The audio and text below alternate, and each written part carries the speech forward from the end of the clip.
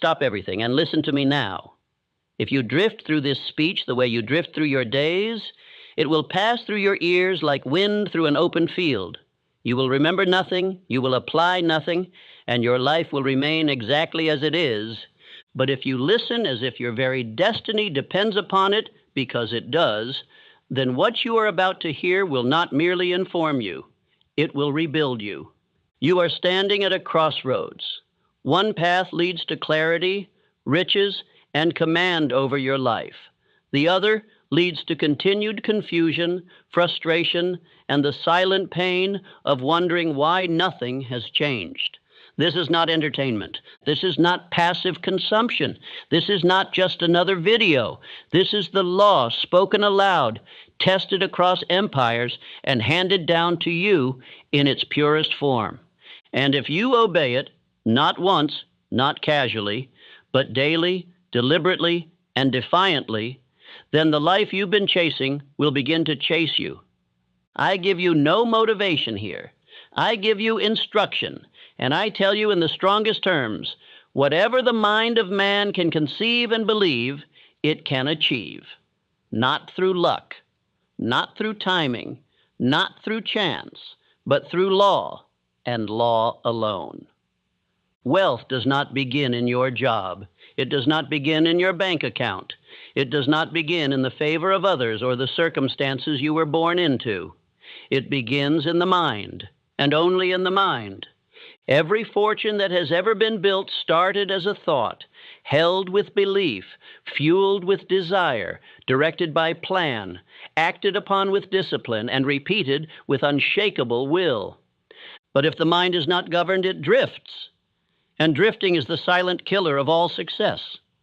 Let me speak to you directly. Most men are not defeated by the world.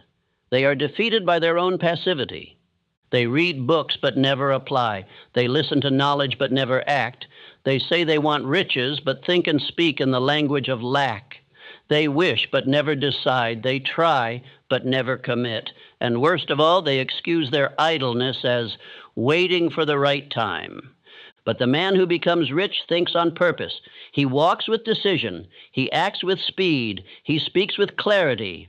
And he repeats these principles until the mind surrenders. This is what you must now do. For over 25 years, I was commissioned to study the difference between the men who succeed greatly and the men who fail consistently.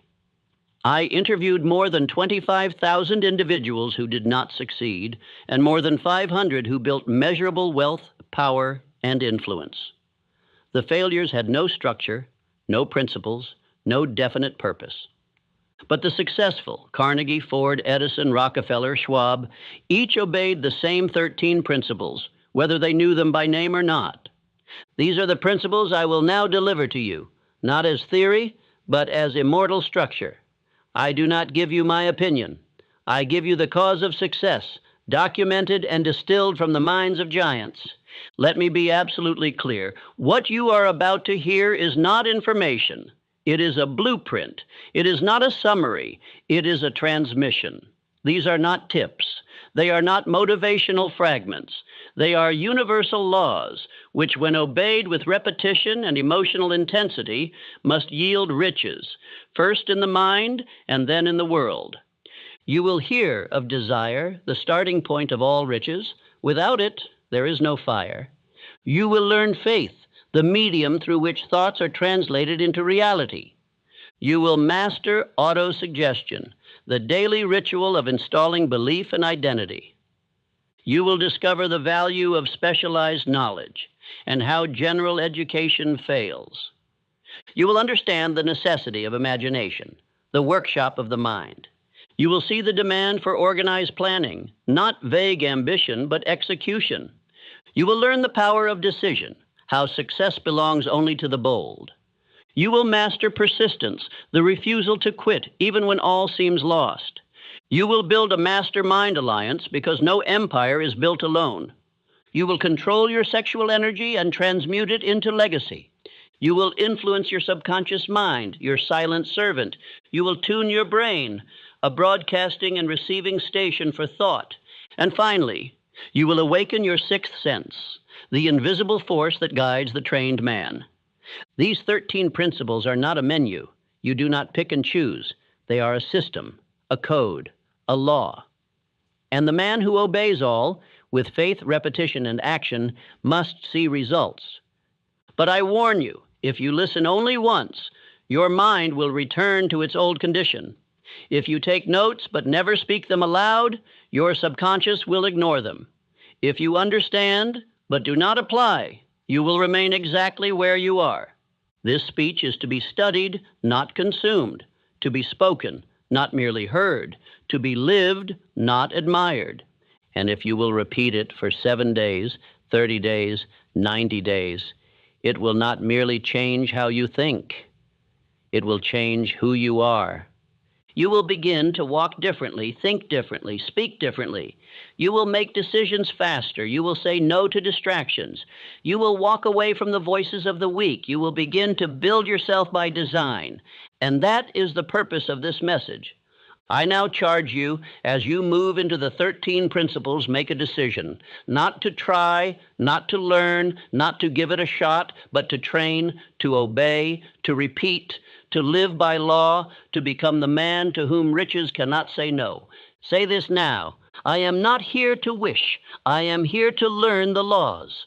I will think. I will act. I will become. Again, I am not here to wish. I am here to learn the laws. I will think. I will act. I will become. This is your beginning. This is your border crossing from wandering to definiteness, from fear to faith, from frustration to fortune. Welcome to the laws of wealth. Let us begin where all wealth begins, not in gold, not in labor, not in opportunity, but in desire. Not a faint wish, not a soft hope, but a burning desire. White hot, all-consuming, relentless in its demand, deaf to doubt and blind to distraction. There is no success without this fire. None. The man who dabbles will remain poor. The man who wonders will remain weak. But the man who decides that he must have what he sees in his mind, and who will pay whatever price, endure whatever ridicule, wait however long, and act again and again without retreat, that man will be rich. And he will be rich first in mind, then in fact. Desire is not something you stumble into. It is not born of accident. It is cultivated, chosen, and fed. And you must now begin to treat it not as a feeling, but as a command. Let me now give you the story of Edwin C. Barnes, not because it is pleasant, but because it is proof. Barnes was a poor man. He had nothing, not in money, not in position, not in favor, but he had one thing that separated him from the masses, a definite desire to become a business partner of Thomas Edison. Not to work for him, not to serve him, not to impress him, but to become his partner. This was no idle wish. This was not daydreaming. Barnes was obsessed with that one thought, and he would allow no other outcome. With no money, he boarded a freight train. He showed up at Edison's laboratory in rags. He asked to speak with him. And when he was brought into the room, Edison later said that what struck him most was not Barnes's appearance, but the certainty in his eyes. Barnes did not become Edison's partner that day, not that week, not that year. He was given menial work, he swept floors, he waited, but his desire did not flicker. It burned more brightly. He did not complain, he did not waver, he stayed. Years later, Edison created a new invention, a dictating machine. None of his salesmen wanted to touch it. They didn't believe in it. But Barnes saw his moment. He stepped forward and said, "I will sell it." And sell it he did, with such fire and effectiveness that he was rewarded not as a salesman, but as a partner. This is how burning desire becomes fact. Now I tell you plainly, if Barnes had merely hoped, he would have quit. If he had merely wished, he would have found a better paying job. If he had waited for conditions to improve, he would have died a nobody. But his desire was definite, and that desire was transmuted into riches. You must now do the same. There are 6 exact steps by which any man may transmute desire into its physical equivalent. These steps are not to be considered, debated, or tested. They are to be obeyed. The 6 steps to transmute desire into riches. 1. Fix in your mind the exact amount of money you desire. Do not say, I want plenty. Be exact. Specificity is law. Determine exactly what you intend to give in return for the money. There is no such thing as something for nothing. Life demands value. 3. Establish a definite date when you intend to possess the money. The subconscious must receive direction. Time brings pressure. Pressure creates power. 4. Create a definite plan for carrying out your desire and begin at once, whether you are ready or not. Delay kills desire. Action feeds it. 5. Write out a clear, concise statement of the amount of money, the time limit, what you will give, and your plan. This is your personal contract with wealth. 6. Read your written statement aloud, twice daily, once when you rise, once before sleep. As you read, see and feel yourself already in possession of the money. The subconscious moves by image and emotion, not intellect. Do not merely understand these steps. Repeat them until your life reflects them. Speak them aloud until your voice trembles with belief. Live by them as a soldier lives by his orders. Let me give you the instruction again, in your own voice. Repeat this now. I demand riches of life with definite purpose. I burn all bridges behind me. I desire, and I obey that desire with action. Say it again, and mean it. This is not poetry. This is not affirmation for emotional comfort. This is identity construction. This is how desire begins to form your being. You will notice I did not say to ask for riches. I said to demand them. Life gives only what is demanded with precision and sacrifice.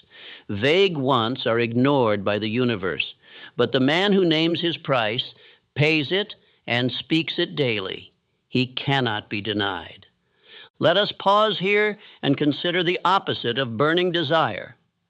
The average man wishes. He says things like, I hope one day, or it would be nice if, or maybe someday, and then he returns to his habits of indecision, delay, and compromise.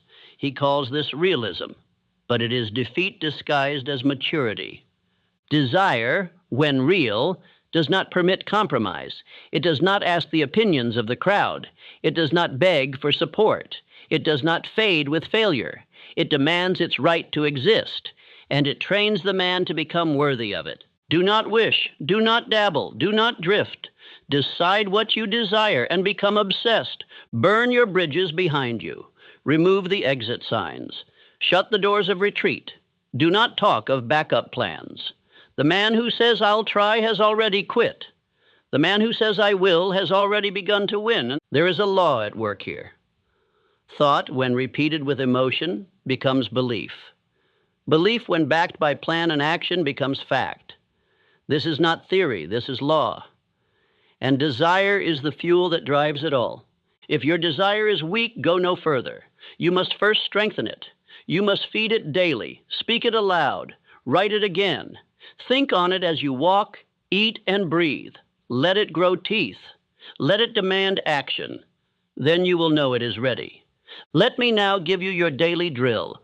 Write your definite aim. Speak it aloud each morning and night. Feel it as done. Act immediately every day in alignment with it. Let no man or mood distract you from it. Desire is not an idea. It is a mental fire. And you must now tend to it like your life depends on it. Because it does. This is the foundation of all wealth. And without it, nothing in this book will work. But with it, everything becomes possible. Let me say this one more time, and let it brand itself onto your soul. I demand riches of life with definite purpose. I burn all bridges behind me. I desire, and I obey that desire with action. Let that be your code from this day forward. Desire without clarity is like a fire without direction. It spreads, it burns out, it turns to smoke. And the reason why most men never convert their desire into wealth is because they refuse to give it form. They wish vaguely, they imagine broadly, they hope someday, but they never decide precisely. And riches do not come to the hopeful, they come to the definite. You must now give your desire shape. It must be written, spoken, reviewed, and held before the mind like a blueprint before the builder. Without a clear aim, the subconscious cannot act. Infinite intelligence cannot respond, and your will has no place to anchor. So let us first speak of specificity. Do you know the exact amount of money you desire? Not a lot, not enough to live well. I ask for an exact figure. Is it 100,000, 1 million, 10? Name the number, then ask yourself, by when? Wealth does not respond to someday. It responds to dates, deadlines, and declarations. Now ask yourself, what are you willing to give in exchange? Wealth is not granted. It is earned through service. What problem will you solve? For whom? Through what product, what offer, what effort, what mastery? You must write this out. If you cannot answer these questions yet, you are not ready for riches. But you can become ready today by writing the answers down and refining them every day until they are sharp, solid, and sacred. I give you now a command, not a suggestion. Take out a page, and on it write the following declaration. It must be in your own words, but it must include these elements: the exact amount of money, the definite date by which you intend to possess it, what you are giving in return, the plan you have begun acting upon. Here is a structure. By the exact date, I will have in my possession specific amount of money, which will come to me in return for specific service rendered. I will begin this process immediately by first action step. I will speak this aloud twice daily and act on it without fail. Write this now, not later. Now, until this is written, the rest of this journey is speculation. Once written, you must speak it aloud, twice daily, morning and night. Why? Because the mind is not moved by what it reads. It is moved by what it feels. And repetition, backed by emotion, is how belief is installed. This is not self-help. This is mental engineering. Every morning when the world is silent before fear has a chance to speak, you will rise, stand, breathe deeply, and declare your aim aloud. Not quietly, not casually. With fire in the voice and belief in the belly, you must feel the words resonate in your body. And every night before sleep, when the mind is most open to suggestion, you must do it again. Speak it, feel it, then see it. Imagine yourself inside it. Walk the rooms of your goal, hear the sounds, taste the reward, stand inside the life you are building. Your subconscious does not distinguish between real and imagined. It only obeys what is repeated with feeling. And it begins to influence your body, your thoughts, your habits, and your environment to bring it to pass. Let me speak to your doubt. You may say, "It feels strange to speak this aloud." That is because you have been trained by the world to speak of what you fear, not what you demand. But I tell you, the man who is too proud to speak his aim aloud is not yet ready to receive it. Repetition is not weakness. It is how every truth becomes identity. You did not learn to walk, to speak, to write, or to live without repetition. So why would you learn to become rich without the same law? If you skip days, you weaken the signal. If you doubt while speaking, you delay the process. If you treat this like an exercise rather than a command, you will return to drift. But if you obey this daily ritual, you will begin to feel something inside you harden, not in arrogance, but in certainty. You will walk straighter. You will speak with less hesitation. You will make decisions faster. You will act more boldly, because you are no longer wondering if wealth is for you. You are installing the identity of the man who already possesses it. This is the daily reinforcement of desire. You are not visualizing, you are programming. You are not trying, you are constructing it. You are not dabbling, you are commanding. Let me now give you your drill. Morning. Before anything else, stand, breathe, and declare your written aim. Visualize yourself already in possession of the result. Feel the certainty in your chest. Act. Take at least one definite step toward your aim. Evening. Read your aim aloud again. Imagine yourself completing it. Drift to sleep with that image in your mind. Repeat this every day without exception for 30 days, then again for 60, then again for 90. If you miss a day, start over. This is not superstition. It is training. This is how the subconscious surrenders.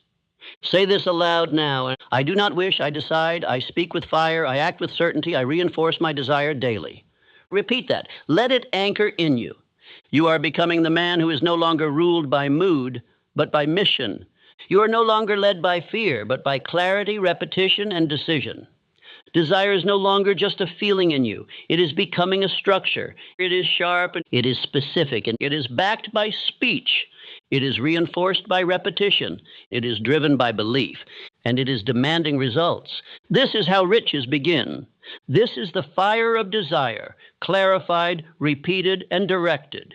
You will go no further than your belief. That is not a possibility. It is a law. Your belief sets the ceiling of your life. And while many men speak of faith as if it were a soft and emotional feeling, I tell you now, faith is not feeling. It is not a whisper of hope. It is not something you wait for. It is something you build. Faith is not born from mood. It is born from decision, decision repeated until the subconscious accepts it as law. Most men never rise because they wait to believe. They say, once I see results, I will believe in myself. But that is not how faith works. Faith is the cause, not the effect. You do not see results and then believe. You believe and then you see. That is the order. That is the structure. And any man who violates that structure must live by default. He must drift, stumble, delay, and shrink. But the man who believes without evidence, the man who installs his vision into his own subconscious with repetition, emotion, and conviction, that man becomes dangerous to failure. Let me tell you now about one such man. His name was Henry Ford. He was not born to wealth. He was not backed by academia. But he had one quality that placed him far above his peers. He believed in a future that no one else could see. While the world still trusted the horse, Ford saw the automobile. While the experts laughed, he went to work. They said it was impossible. They said it would fail. They said the market would never support it, but he had seen it already in his mind. And what he had seen, he believed. And what he believed, he built. He did not argue. He did not plead for understanding. He moved, and the world was forced to catch up. Ford's belief was not passive. It was not theoretical. It was not borrowed from others. It was installed.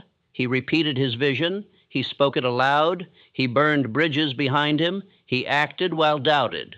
And in doing so, he taught us this: belief is the internal architecture of all achievement.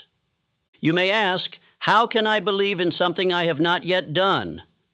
And I answer you this: through repetition and emotion, the subconscious mind can be convinced of anything. It does not know what is real. It does not care what is true. It responds only to what is repeated, emotionalized, and accepted. This is where autosuggestion joins hands with faith.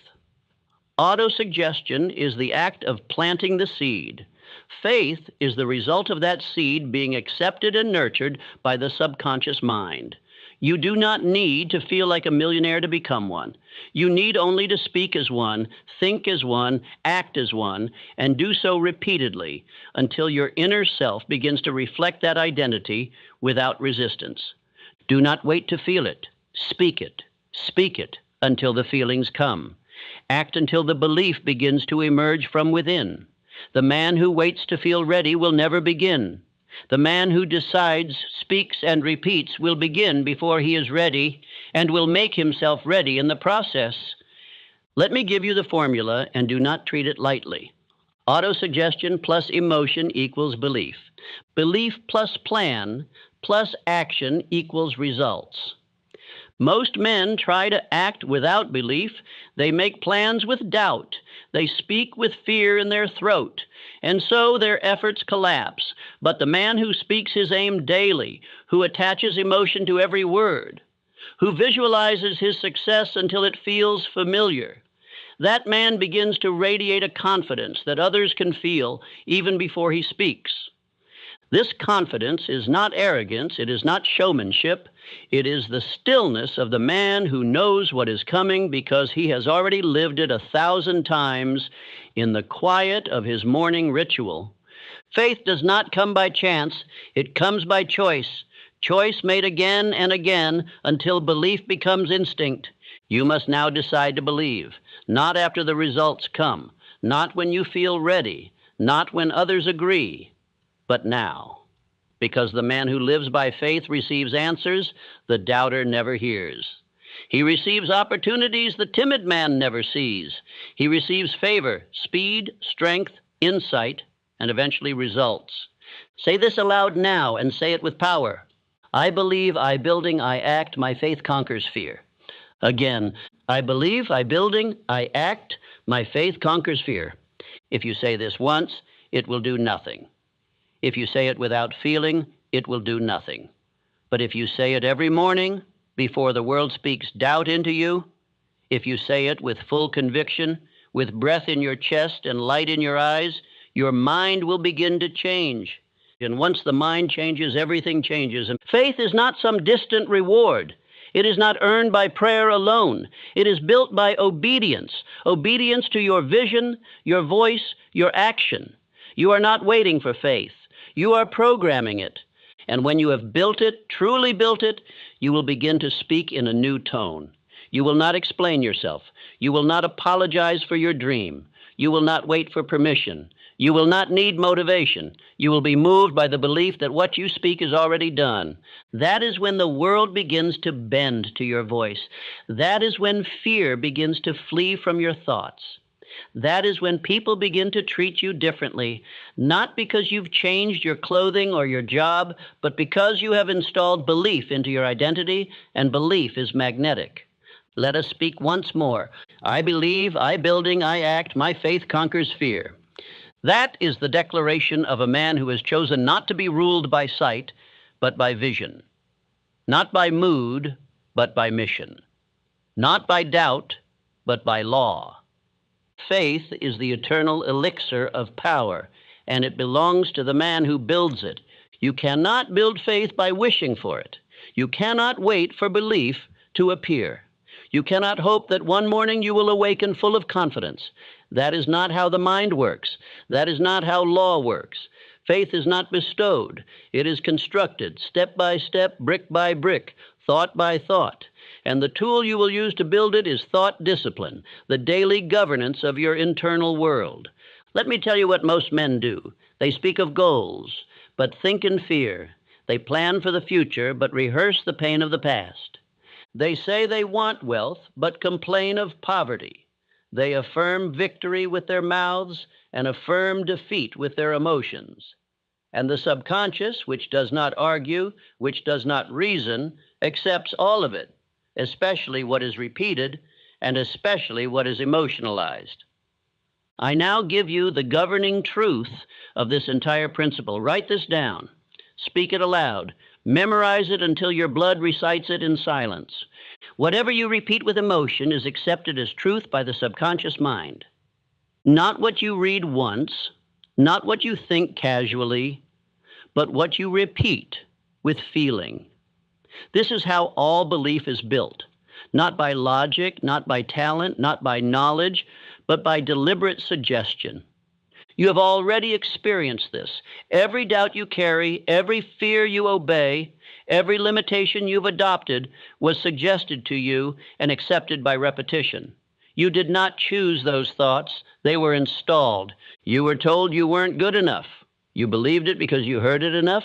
You were taught to fear wealth, to expect rejection, to stay small. And the only reason it feels real is because it has been repeated so many times. But the same process that built your limits will now become your liberation, because now you will become the architect of your belief system, not its victim. And you will build your faith, not in the world's opinion, not in the past, but in your definite purpose, your future, and your authority to command it. You will now install faith by disciplining your tongue. Your mouth will speak only what your future requires. You will no longer describe your circumstances. You will declare your outcome. You will no longer speak from emotion. You will speak to train your emotion. You will no longer talk about what you fear. You will speak only of what you are building. This is not delusion. This is law. Let me now teach you the exact practice. Each morning, before the world invades your mind, you will speak your definite chief aim aloud. You will not whisper. You will not question.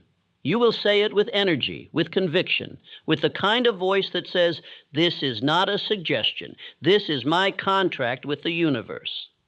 Immediately after you will speak your core affirmations, these are not random phrases. These are identity commands, and they must be stated in the present tense with emotion. Let your body feel it. Let your eyes focus. Let your voice match the man you are becoming. Here is one such affirmation. Say it with me now. I believe, I building, I act, my faith conquers fear. Say it again and again until your voice strengthens, until your body rises, until your doubts retreat. Then at night, before sleep, you will repeat the process. The final thoughts you plant before rest will sink into the subconscious and be nurtured in your sleep. This is not a motivational trick. This is how builders train the invisible worker within them. If you do this for 7 days, you will feel a shift. If you do it for 30 days, you will build a new self-concept. If you do it for 90 days, your inner man will be unrecognizable. Let me now give you a deeper warning. You must not allow any negative thought to go unchecked. The subconscious is always listening. If you catch yourself thinking, "I can't," replace it immediately. "I can and I will." If you think, "This won't work," say aloud, "It is already working in my favor." If you catch yourself drifting into fear, stop and declare, "I walk by faith. I act with boldness. I trust what I have spoken." This is what it means to discipline your inner world. The lazy mind complains. The average mind reacts. But the wealthy mind is trained, guarded, and fed with precision. You will become that man. And once your inner world is trained, the outer world must respond. You will walk with certainty. Others will hear it in your tone. They will feel it before you speak. Doors will open. Resources will appear, not because the world is now easier, but because you have become definite. Faith is not what you have. It is what you become. Say this now. Let it become your command. I believe. I building. I act. My faith conquers fear. Again, slower. With breath in your chest, I believe. I building. I act. My faith conquers fear. You are no longer waiting to feel ready. You are no longer waiting for proof. You are no longer feeding doubt. You are now installing belief by law, by repetition, by speech, by decision. This is how faith is built. This is how faith becomes power. And this is how that power becomes wealth. You do not become what you want. You become what you repeat. And what you repeat with emotion, with certainty, with faith, that becomes your reality. Not because of chance, but because of autosuggestion, the bridge between your conscious thoughts and your subconscious execution.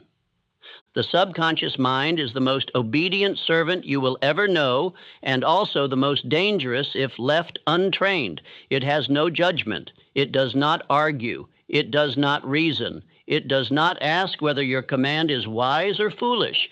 It accepts what you feed it, especially if that thought is repeated, emotionalized, and charged with belief. And so I tell you now, every man is using autosuggestion.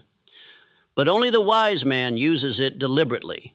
The average man, without realizing it, is programming himself with fear, hesitation, and defeat. He says, "I can't do this." And his subconscious accepts the order. He says, "I'm always broke." And the mind says, "As you wish." He says, "I'm not good with people," or "I never get lucky," or "This is just how I am." And the subconscious goes to work to ensure that those words become reality. But the man who succeeds, the one who masters his world, masters first his words. He feeds his mind only what he wishes to become. He speaks his aim. He repeats his affirmation. He visualizes his success. And in doing so, he instructs his subconscious to create a life in line with those thoughts. This is not a game. This is not an idea to try when you feel like it. This is law. The same law that grows a seed into a tree, that moves the tides, that governs the universe. This law governs your mind. You must now understand that your subconscious is most open 20 minutes after waking and 20 minutes before falling asleep. These are the golden windows. The conscious mind is drowsy in those moments. Its resistance is low, and the subconscious is highly impressionable. What you hear, speak, or dwell on in those windows will sink deeper than at any other time of day. That means you must guard those times with your life. Do not check your messages upon waking. Do not consume fear-based headlines. Do not speak to people who have no aim. Protect your mind like a king guards his throne. In the morning, before the world invades, your first words must be deliberate. Stand. Breathe deeply. Speak aloud your definite chief aim. Read it as law. Do not recite it. Declare it. Then say your affirmations, slowly, powerfully, with feeling. After this, take 5 minutes for gratitude. Not for everything, for something specific. Gratitude tunes the mind for abundance. Then review your goals. Let your mind be flooded with the direction of your life before the distractions arrive. This is your morning ritual. These few minutes will determine whether your day is ruled by vision or by reaction. Then at night, repeat the process. Before sleep, before your conscious mind surrenders to the dark, you must feed your subconscious its final instructions. Speak your aim. Speak your affirmations. Visualize your goal as already complete. See the numbers. See the faces. Walk the rooms. Hear the sounds. Fall asleep inside your success. And your subconscious, like a good servant, will go to work in the night. It will sort, organize, attract, direct, and plant the necessary seeds to move you forward, even as you rest. This is why listening to speeches like these, repeating them, studying them, coming back to them again and again, is not redundancy. It is reinforcement. Each time you return to this message, you are doing so in a new unit of time. You are not the same man you were yesterday. Your beliefs have shifted. Your emotions have evolved. Your understanding has matured. And what you hear today, you could not have fully grasped yesterday. That is why this message must be played often, not for entertainment, but for programming. You are not here to learn a few concepts. You are here to rebuild your subconscious mind so that wealth, discipline, and clarity become automatic. That is what autosuggestion makes possible. Let me tell you this. If you do not control your mind, someone else will. If you do not plant your aim, the weeds of fear will grow. If you do not speak your purpose, the world will give you its noise. If you do not repeat who you are, the past will tell you who you were. You must become the dominant voice in your life, your inner narrator, your daily commander, not through willpower, but through word power. You may think this is too simple, but the most powerful laws in the world are always simple. Say something long enough, and you believe it. Believe it long enough, and you act on it. Act on it long enough, and you become it. Become it long enough, and the world rewards you for it. This is how belief is born. This is how faith is installed. This is how wealth is built. Now, let me give you examples of affirmations. Use them until your subconscious accepts them as identity. I am a man of purpose. My thoughts are power. My voice builds wealth. I am the architect of my future. I speak only what I intend to live. I act without hesitation. I expect success because I build it. I was not born to drift. I was born to decide. I was born to lead. I was born to win. Speak those with strength. Say them until you believe them. Say them until the old voice inside you dies. Say them until your world begins to move in response to your word. The subconscious cannot argue. It only obeys, and from this day forward, it will obey you, because you have chosen to obey the law of autosuggestion. Say this now. Let it ring like a drumbeat in your soul. I do not speak by accident, I speak by design. My words program my world. My mind obeys what I repeat. Again, I do not speak by accident, I speak by design. My words program my world. My mind obeys what I repeat. This is no longer a theory. This is your daily practice. You are no longer careless. You are no longer hoping. You are no longer waiting. You are programming and you are repeating. You are constructing the man you are meant to become. And the subconscious, the silent worker, is already listening. Let us now strip away one of the most dangerous illusions that has ever been sold to man, the idea that education, in and of itself, guarantees success. It does not. If it did, then every classroom would be filled with millionaires, and every man with a diploma would be surrounded by riches. But look closely at the world around you, and you will see the truth. General education does not create wealth. It was never designed to. It creates conformity. It prepares you to obey, to remember, to recite, but not to build, not to command, not to rise. This is where the schools have failed you. They have taught you how to pass tests, but not how to solve real problems. They have filled your mind with disconnected facts, but have never demanded that you apply them in a way that creates value. They gave you lessons, but not purpose. They gave you structure, but not direction. You were taught to memorize, not to monetize. And so you were left with information, but no transformation, educated, but empty. But I now give you the law that governs every real fortune ever built. Riches do not respond to general knowledge. They obey specialized knowledge applied with purpose. The man who earns greatly does so because he has identified a specific field of value, mastered a specific skill or system, and learned to apply that skill in a way that serves others at scale. Do not confuse knowledge with wisdom. A man may know 1,000 things and remain poor.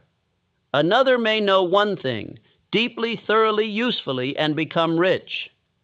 The world does not pay you for how much you know.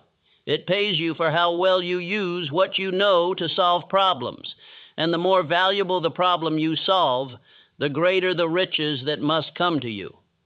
Consider the example of John D. Rockefeller. He was not the most educated man in the classical sense. He did not attend elite universities. He did not memorize philosophy or study literature, but he had a deep, specialized understanding of oil, how to refine it, distribute it, organize it, price it, and scale it. He knew what the world needed and how to provide it efficiently. More importantly, he surrounded himself with men who possessed specialized knowledge in areas he did not. He did not need to know everything. He only needed to orchestrate the knowledge around a definite chief aim. And by doing so, he built one of the greatest empires the world has ever known. You must now do the same. You must not chase knowledge for the sake of knowledge. You must seek application. You must begin where you are. Look at your current abilities. Look at the problems you can solve. Look at the things others come to you for. Then ask, where can I go deeper? What must I master? What must I study daily with purpose? And when you find that answer, you must begin the work of becoming a master of your craft. If you cut hair, become the best in your city. If you write, learn the structure of persuasion, the rhythm of language, the art of clarity. If you speak, study tonality, posture, silence, power. If you sell, study human behavior, objection, urgency, and the psychology of purchase. If you train others, study not just the subject, but the student. Learn to listen, learn to adjust, learn to simplify. Do not try to master everything. Pick one lane and go deep. The man who dabbles is ignored. The man who specializes is paid, respected, and remembered. Do not complain that you are not where you want to be. Ask yourself, what value do I bring that solves a painful problem for someone else? If the answer is vague, your income will be vague. If the answer is clear and repeated, your wealth will grow. This is the law of compensation. It does not care for titles. It does not care for resumes. It obeys only value rendered and received. Now hear me. Once you have identified your field of value, you must study with a fire unmatched by ordinary men. You must read not for inspiration, but for instruction. You must listen to masters in your field, dissect their thinking, and surpass them. You must study an hour a day at minimum in your domain. In a year, you will know more than 95% of the population. In 5 years, you will be a recognized expert. In 10, if you have obeyed all other laws, you will become irreplaceable. But knowledge alone is not enough. It must be organized, it must be acted upon, and it must serve a definite purpose. That is the difference between a collector of facts and a creator of wealth. Let me now give you your drill. Do not postpone it. Write down the one problem you want to be known for solving. Identify who needs that solution most. Study your skill or knowledge base daily for at least 1 hour. Apply what you study each day in your work or service. Refine based on results.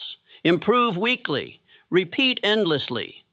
This is how you become a man of value. This is how you attract riches instead of chasing them. Because once you become valuable, people will seek you. They will refer you. They will promote you. They will pay you, not for your time, but for your insight, your clarity, your confidence, and your results. Say this now and say it with strength. I read to earn. I study to serve. My knowledge creates results. Again, I read to earn. I study to serve. My knowledge creates results. This is your new standard. No more passive reading. No more mental clutter. From now on, your study has one aim: to create wealth by solving problems through specialized skill. The world has enough educated men. What it lacks is effective men, applied men, disciplined men who can do one thing well and do it with greatness. You will become that man. And when you do, wealth will no longer ignore you. Everything that exists was first imagined. Every empire, invention, industry, and fortune was once an idea, a vision, a fragment of thought that existed in the silent chamber of a single mind. The skyscraper stood in the imagination before it rose into the clouds. The bridge spanned a gap in the mind before it was ever constructed in steel. The bank balance, the business, the book, the machine, all were built in thought before they were built in form. You must now understand that your imagination is not a toy.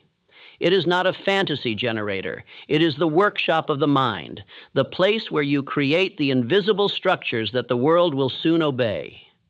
And like any workshop, your imagination must be visited often, used deliberately, and directed toward a specific purpose. There are two forms of imagination: synthetic and creative.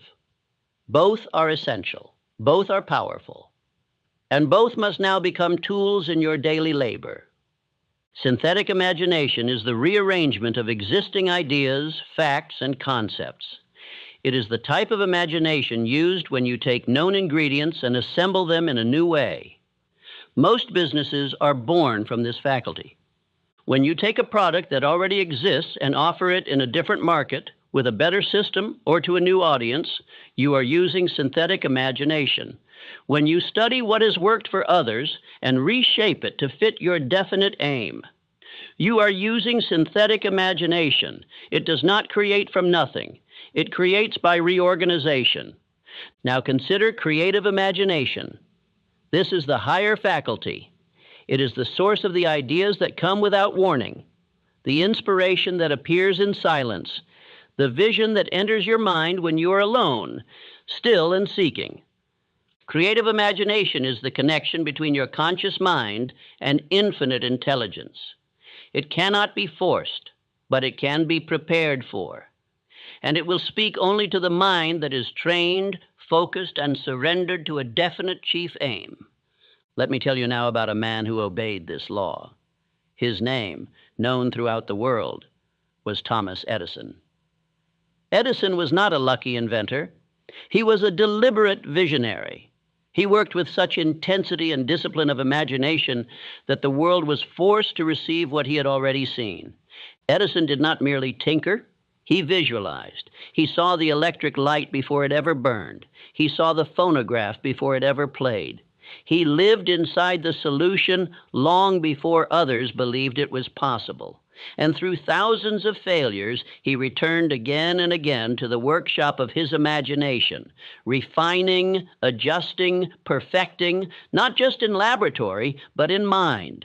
You must now learn to do the same. Before you attempt to build in the outer world, you must first build the structure in your mind. You must walk through the halls of your future. You must see the numbers in your account.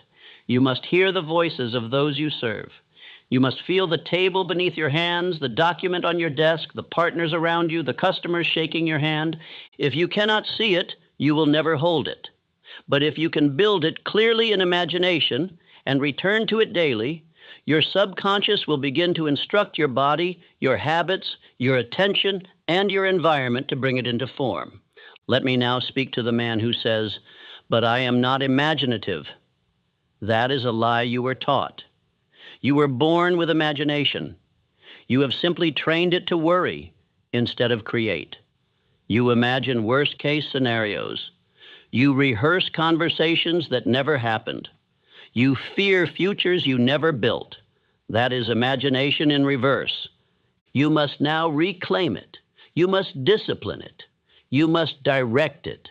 You must walk into your mind each morning and each evening and go to work, not in fear, but in construction. This is your new instruction. Every morning after speaking your definite chief aim aloud, close your eyes and visualize it as already real. Do not see it vaguely. See it clearly, with color, with motion, with sound, with emotion. Walk the halls of your business. Hear the laughter of your family. Feel the weight of the success you have spoken into being. Stay in this visualization for several minutes until the feeling becomes real. Then during the day, act in alignment with that image. Make decisions as the man who already owns that vision. Speak as he would speak. Work as he would work. Think as he would think. Every time you obey the image, you move closer to it. Every time you doubt it, you move further away. Then at night, before sleep, repeat the process. Your mind is most open. Your resistance is weakest. Your subconscious is listening. Let the final image you see be your aim complete. Let the final emotion you feel be gratitude for what is already yours in the unseen. And do not be concerned with how. That is not your domain. Your duty is to build the structure in thought. Infinite intelligence will supply the plan, but it will not speak to the man whose mind is cluttered, scattered, and vague. It will only whisper to the clear, focused, believing man who has dared to build what he has not yet touched. Say this aloud. I see my goal. I walk through it. I live it in mind. I build it in form. Again, I see my goal. I walk through it. I live it in mind. I build it in form. This is no longer fantasy. This is daily construction in the mental workshop. Your imagination is now sacred. It is no longer a place for fear, replay, regret, or fantasy. It is the studio of your success. It is where every result you desire will be built or ignored. You are the architect, and the architect must draw first before the builder ever lifts a tool. Imagination without ritual is nothing more than fantasy. A man may dream of riches all his life and never touch them if he never binds those dreams to daily construction. The mind, like a field, must be worked. It must be tilled. It must be visited every day with a definite plan and a definite purpose. You do not build a mansion in the world without blueprints, and you do not build a fortune in life without mental construction, repeated, disciplined, directed. What the mind rehearses, the body executes. If you rehearse doubt, delay, failure, poverty, rejection, then that is what your body will carry out. You will hesitate, sabotage, withdraw. Your habits will mirror your fear. Your posture will slump with it. Your voice will tremble beneath it. But if you rehearse wealth, if you rehearse confidence, if you walk daily through the halls of your success in the theater of your mind, then every fiber of your being will begin to obey that image. You will begin to move like the man who already possesses what he desires. This is not mysticism. This is law. The law of autosuggestion, the law of emotionalized repetition, the law of definite purpose, the law of belief, and imagination is where they all meet. Now I will give you a ritual, not a routine, a ritual. This is sacred. This is your daily appointment with the man you are becoming, and you must never be late. Every morning before the world speaks, you must return to the workshop of your mind. This is your time. This is your advantage over the drifting man, the lazy man, the man who lets the morning control him. You will now become the man who controls his inner world before touching the outer one. Rise early. Do not touch your phone. Do not absorb the fear and confusion of the world. That is how ordinary men begin their day. You are no longer ordinary. Breathe deeply. Stand with strength. Speak your definite chief aim aloud. Then, with eyes closed and breath steady, walk into your vision. See it, not in blur, not in fog. See it in crystal clarity. You are not watching from outside. You are inside. You are walking the floor of your business. You are closing the deal. You are serving the client. You are receiving the check. You are shaking hands. You are leading the room. You are writing the number. You are giving the speech. You are living the scene. Feel it. How does it feel to know it is done, to know it is yours, to know that you built it in thought and now live it in form? Let the emotion rise, not passively, but deliberately. Your subconscious does not speak English. It speaks emotion. And what you emotionalize, it believes. And what it believes, it creates. Stay in this visualization for 5 to 10 minutes. Do not rush. Do not drift. If your mind wanders, return. The architect does not walk away from his blueprints. Neither will you. Then open your eyes and take one deliberate action toward your vision. Do not end the ritual in stillness. End it in movement.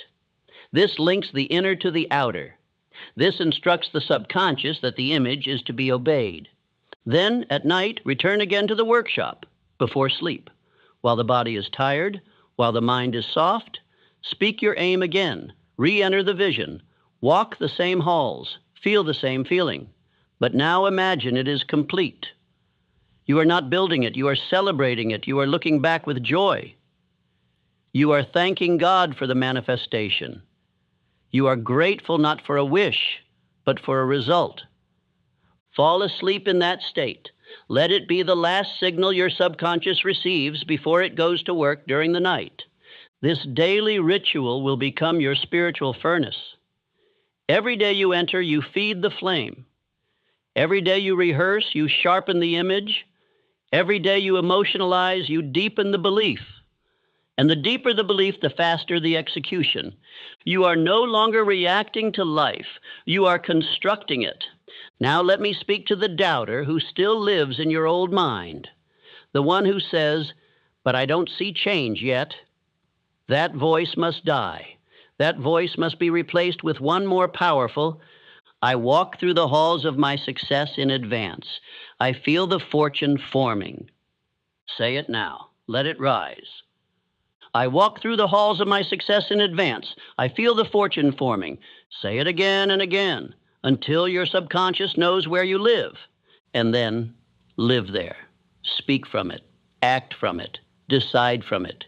Reject what does not belong to it.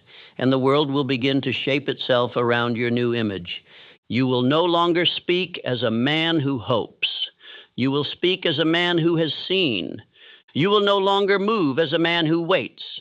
You will move as a man who knows. You will no longer fear time, because every day in the sacred chamber of your mind, you are already building what others will not dare to dream. This is imagination as law. This is imagination as command. This is what it means to construct your world before the world can resist it. A man may have a burning desire. He may possess faith so deep it quiets every doubt. He may speak his aim, visualize his dream, and command his subconscious daily. But if he fails to convert his desire into a practical, living plan of action, he will remain broke, unknown, and bound by the tyranny of chance. Faith without a plan is fantasy. Thought without structure is smoke. Vision without execution is betrayal. Let me now say plainly what the world will not tell you. There is no success without planning. None. The universe does not reward raw emotion. It rewards organized effort.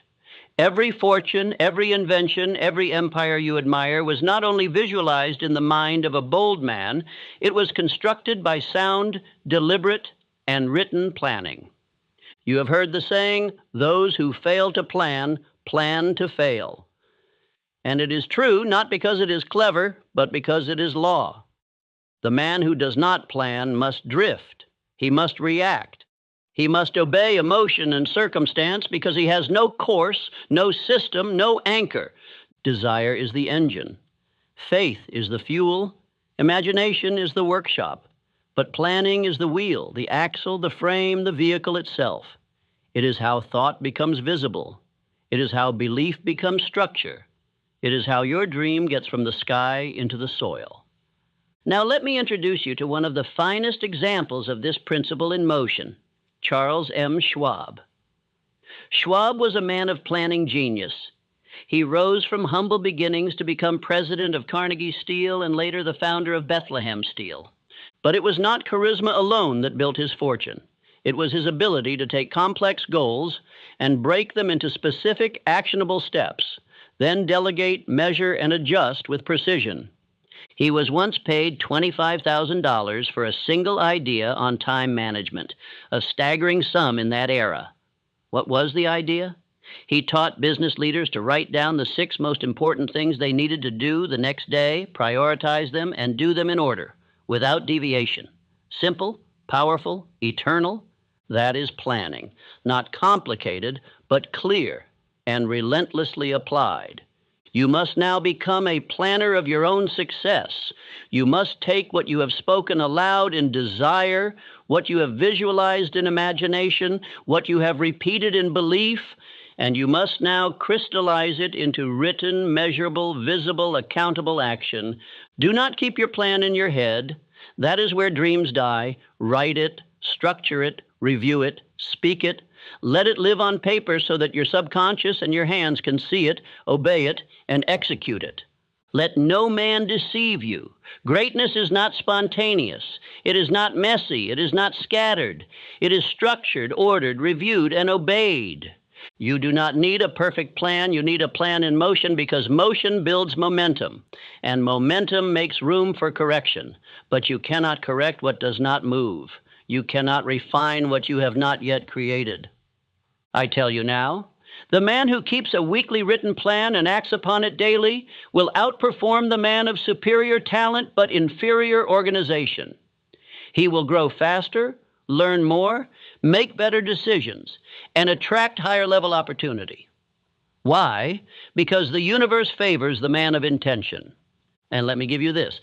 When you write your plan down, you give your subconscious a map to follow. You reduce confusion, you strengthen clarity, you remove emotion from decision-making, you shift from reacting to commanding.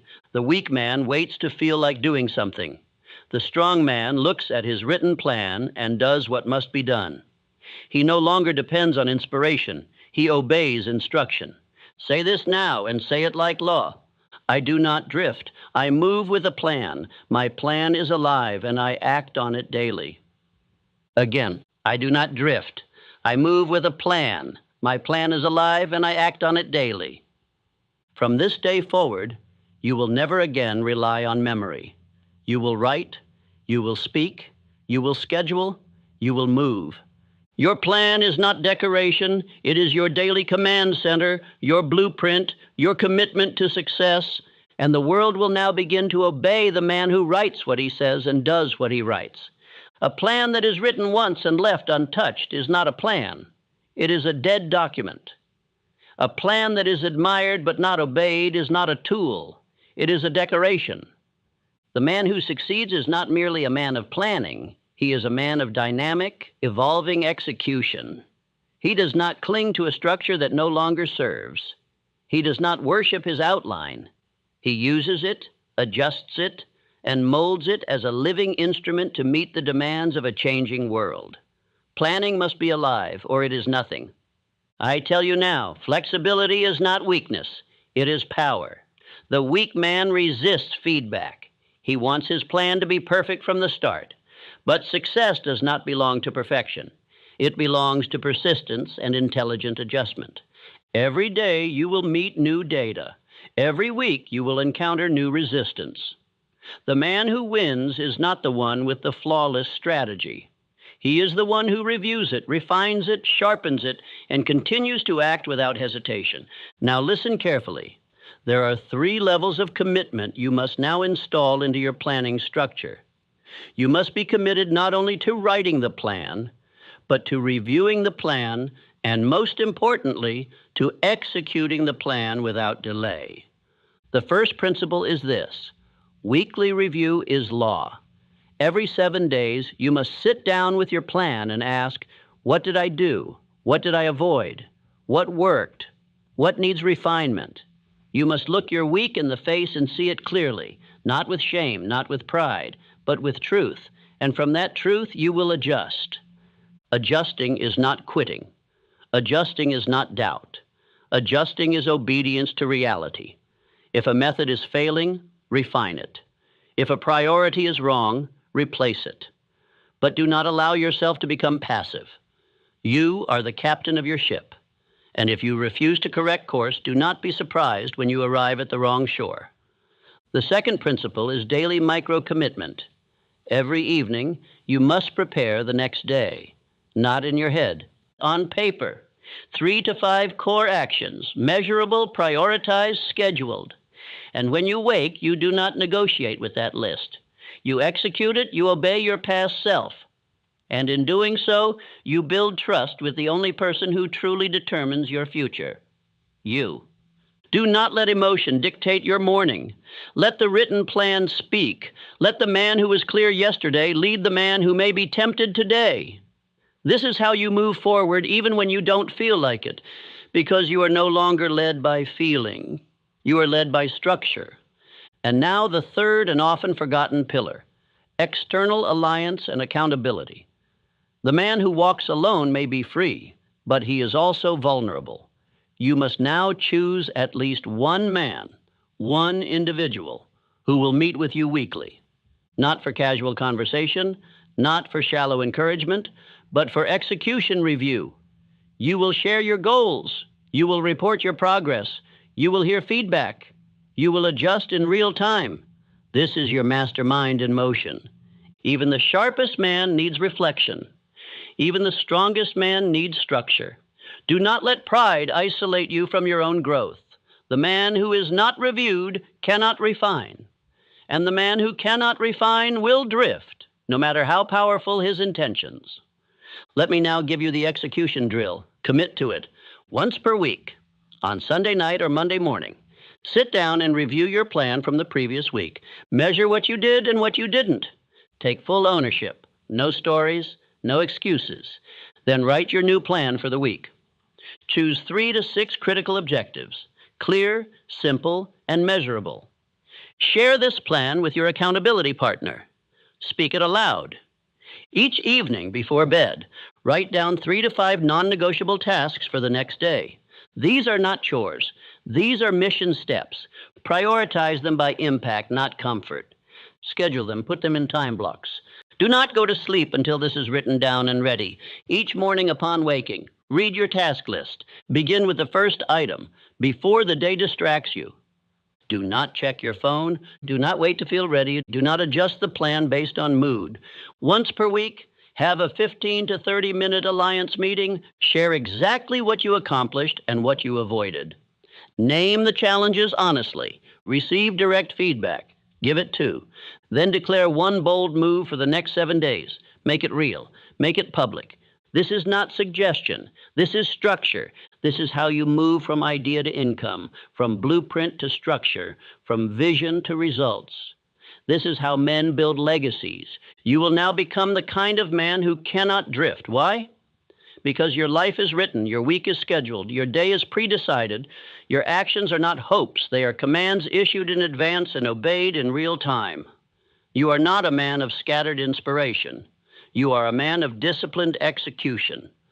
Say this aloud now. I do not drift, I plan, I adjust, I act without delay. Again, with conviction, I do not drift, I plan, I adjust, I act without delay. The world has no power over a man who obeys his own plan. He cannot be swayed by gossip. He cannot be slowed by fear. He cannot be stopped by resistance. He is a moving force, a man whose actions are not random, but rooted in definite purpose. You are now that man, and this plan you've built, this living, breathing, evolving plan, is not a piece of paper. It is the daily reflection of a new identity. It is the evidence that you are no longer living by accident. There is no success without decision. There is no riches without commitment. There is no greatness in a man who cannot choose and choose with finality. Indecision is poverty in disguise. It may wear the clothes of intelligence. It may dress itself in caution or waiting for the right time. But beneath it all, it is hesitation. And hesitation is the language of the weak. Let me speak plainly. Every successful man you admire became that way because he decided swiftly and firmly. And every man who failed because he changed his mind often and slowly. The world does not belong to those who wait to see how it turns out. It belongs to those who make it turn by the force of their decision. Most men are ruled by external voices. They ask, "What should I do?" They seek permission. They float between opinions. They test the wind. They hesitate. And while they hesitate, the bold man moves. While they wait for signs, the man of vision acts on clarity. While they deliberate endlessly, the man of decision changes his life forever. Let me give you a model of this principle in action. A man by the name of Napoleon Bonaparte rose from obscurity to empire, not by luck, not by birthright, but by the power of rapid and final decision. His generals often delayed, his enemies often doubted, but Bonaparte studied quickly, moved swiftly, and never wavered once the course was chosen. He advanced while others stood still. He moved while others asked questions. He forced the world to yield because he never did. Do not think this level of decisiveness is reserved for history's giants. The same law that moved Napoleon to glory is available to you now. But it must be used with precision. It must be practiced. It must become your new identity. You must now train your mind to act without unnecessary delay. You must replace "I'm thinking about it" with "I have decided." You must replace maybe with yes or no. You must no longer allow your future to be held hostage by opinions, distractions, or fears. You must move from desire to decision and from decision to action. Let me now expose a truth that many refuse to face. Procrastination is not a time issue. It is a decision issue. The man who delays is the man who has not decided. He says he wants to build a business, but he cannot decide what product to sell. He says he wants to grow, but he cannot decide what skill to master. He says he wants wealth, but he cannot decide what he is willing to sacrifice. And so he does nothing. And in doing nothing, he programs poverty. This ends now. You are no longer permitted to float. You are no longer allowed to delay. You are no longer the man who needs more time. You will now become the man who acts, who moves, who obeys his instinct, who chooses, and who builds his world with the hammer of decisive commitment. Let me now give you the decision drill, a test of your seriousness. Within the next 7 days, you will make one bold, irreversible decision. Not a discussion, not a brainstorm, a decision. It may be financial, it may be relational, it may be a career move, it may be an investment of time, energy, or money, but it must stretch you. It must demand obedience, it must be visible. And once you decide, you do not look back. You do not consult the crowd. You do not reanalyze endlessly. You move forward and adjust along the way.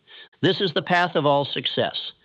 Not blind action, not reckless movement, but committed decision followed by relentless execution. Say this aloud. Let it ring in your bones. I decide. I act. I do not wait. I build my life by choice. Again and louder. I decide. I act. I do not wait. I build my life by choice. This is the code of the man who cannot be stopped. He decides what he wants. He names it. He writes it. He speaks it. He moves toward it. And he refuses to quit until it is done. You must understand, indecision weakens the mind.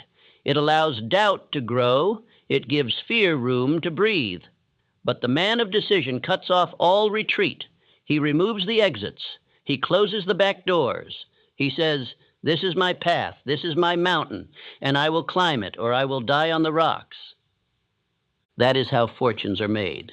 Not in emotion, not in theory, but in decision, repeated and enforced. You are now that man. No more drift, no more waiting, no more asking for signs. You decide, and the universe responds. If you are looking for a single quality that determines who will become rich and who will die in regret, look no further than this: persistence. It is the one trait that separates desire from fulfillment, belief from result, vision from reality.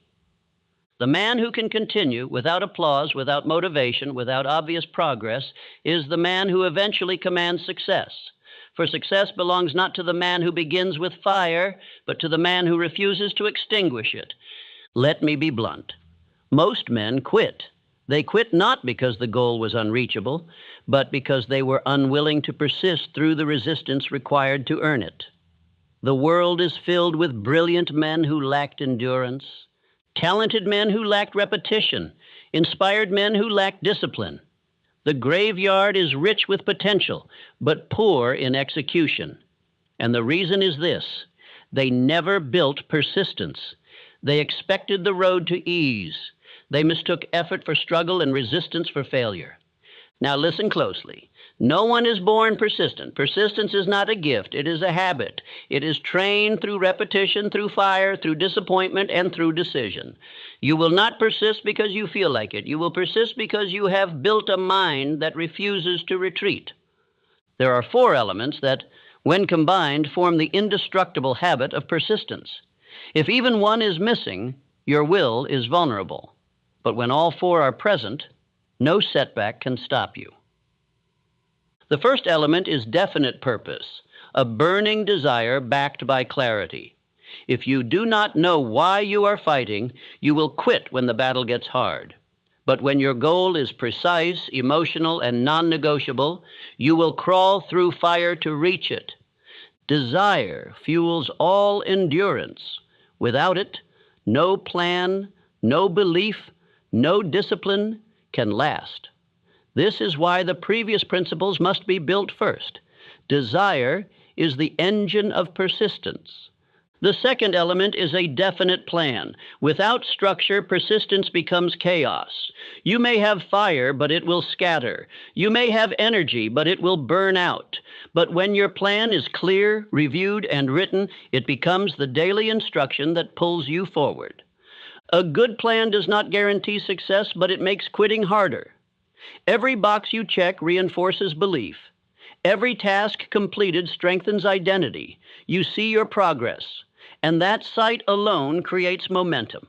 The third element is a mind guarded against negativity. The man who listens to doubters will soon become one. The man who absorbs fear will soon feel it.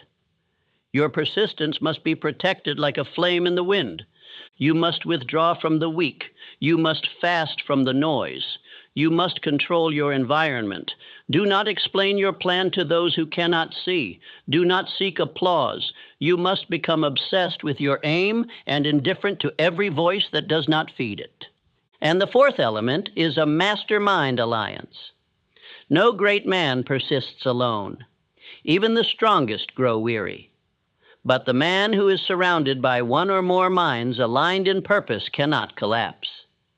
Your mastermind will correct you, encourage you, challenge you, and sharpen your persistence into steel. When your fire dims, their fire will rekindle it.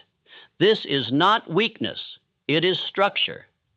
Now, let me give you an example. A story you must remember.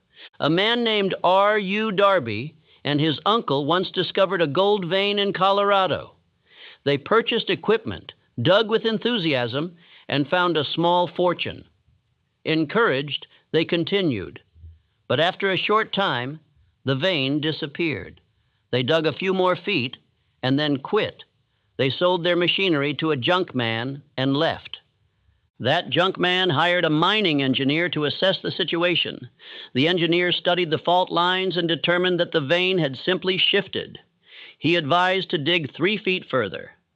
The junk man did exactly that and found one of the richest gold veins in American history. R.U. Darby quit 3 feet from gold. The lesson is eternal. Most men stop when the answer is just beyond the resistance. They walk away when one more step, one more day, one more push would have changed everything. Now let me give you 3 more examples of persistence rewarded. First, Thomas Edison. He failed over 10,000 times before producing a working electric light. 10,000. Most men would not try 10 times, but Edison did not see failure. He said, "I have not failed. I have simply found 10,000 ways that do not work." That is the voice of persistence. Second, Abraham Lincoln. He failed in business, lost elections, suffered personal tragedies, was told by his peers he was unfit to lead. But he persisted. He believed in a cause larger than himself. And through years of defeat and ridicule, he rose to the presidency and changed the course of a nation. Third, Colonel Sanders, founder of Kentucky Fried Chicken. At age 65, he took his chicken recipe and drove across America seeking partners. He was rejected over 1,000 times before someone said yes. Today, that yes feeds millions, but it came after 1,000 no's. Now ask yourself, what would your life look like if you persisted like this? What would your income be? What would your body look like? What would your relationships feel like? What would your business be producing if you had refused to give up the last time it felt like nothing was working? You must now decide to become the man who persists without exception. That phrase must become your internal law. Not "I try," not "I hope," but "I continue until the door opens, until the skill is mastered, until the money arrives, until the result is mine." Now let me give you the instruction. Write your definite chief aim again, boldly, clearly, without apology. Underneath it, write, "I will persist until I succeed." There is no alternative. Post this where you can see it. On your mirror, on your desk, in your car, in your wallet. Speak it aloud each day. Take at least one action per day, regardless of mood, that moves you closer to your goal. When you feel like quitting, read your aim aloud again. And if you stumble, return without delay. Say this now. I persist, I endure, I advance daily, I cannot be stopped. Say it again with authority. I persist, I endure, I advance daily, I cannot be stopped. That is the voice of a man who refuses to die with potential still in him.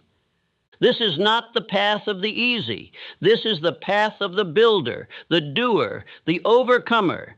And you, my friend, are now on that path. Persistence is not something you do once. It is something you do daily, even when the voice of fatigue whispers for comfort, even when your emotions rebel, even when the world gives you every excuse to pause. Persistence is the decision to act regardless of how you feel. It is not found in dramatic bursts of energy. It is revealed in the quiet hours when no one is watching, when no one is cheering, when it is easier to drift. That is the battleground, and you must now win it every single day. Let me tell you the truth. The men who build wealth, who become legends, who forge empires, they are not always the most talented, they are not always the most connected, but they are always the most relentless. They act when others hesitate. They return when others retreat. They execute while others analyze. They push forward not because it is easy, but because they made a vow. I will not stop You must now build that vow into your very identity. And the only way to do it is through daily practice.